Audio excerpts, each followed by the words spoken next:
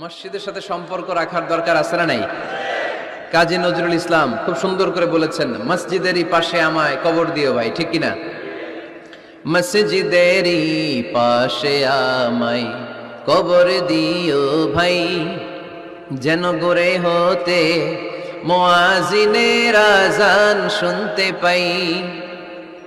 আমার গোরের পাশে দিয়ে ভাই নামাজিরা যাবে, পবিত্র সেই পায়ের ধ্বনি এ বান্দা শুনতে পাবে।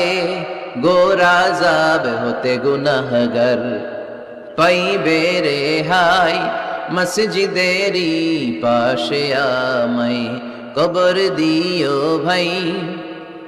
কত মানুষ নামাজি ভাই মসজিদাঙ্গিহীনাতে, আল্লাহর নামের জিকির করে লুকিয়ে গভীর রাতে। আমি তাদের সাথে ওই আল্লাহর নাম জপতে চাই, আল্লাহর নাম জপতে চাই। পড়েন সবাই, মসজিদেরই পাশে আমায় কবর দিও ভাই, যেন গড়ে হতেও মুয়াজ্জিনের আযান শুনতে পাই। চিল্লায় পড়তে হবে আমিন। কি দরদ ছিল আমাদের জাতীয় কবি কাজী নজরুল ইসলামের, মসজিদের পাশে আল্লাহ তুমি আমার কবর দিও। আল্লাহ এই দোয়াটা কবুল করে নিয়েছে, ঠিক কিনা? ওনার কবরের পাশে মসজিদ আছে না নাই? আছে।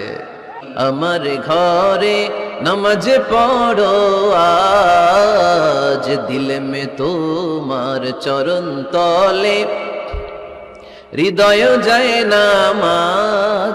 হে নামাজি আমার ঘরে নামাজ পড়ো আজ, দিল মে তোমার চরণ তলে, হৃদয় যায় নামাজ। পড়েন আল্লাহু আকবার। কি সুন্দর লিখেছেন কাজী নজরুল ইসলাম। মসজিদ কেমন যেন মসজিদ তার নিজের ভাষায় আল্লাহর কাছে কেঁদে কেঁদে ফরিয়াদ জানায়, আল্লাহ নামাজিরা আমার ঘরে আসে না, কি সুন্দর টাইলস, কি সুন্দর মুসল্লা, কি সুন্দর এয়ার কন্ডিশন, সব আছে কিন্তু মুসল্লি নাই, ঠিক কিনা? মসজিদগুলো আল্লাহর কাছে ফরিয়াদ জানায়। এজন্য আমরা যেন মসজিদমুখী হই। কি মুখী? আওয়াজ করে বলতে হবে, কি মুখী? মসজিদমুখী।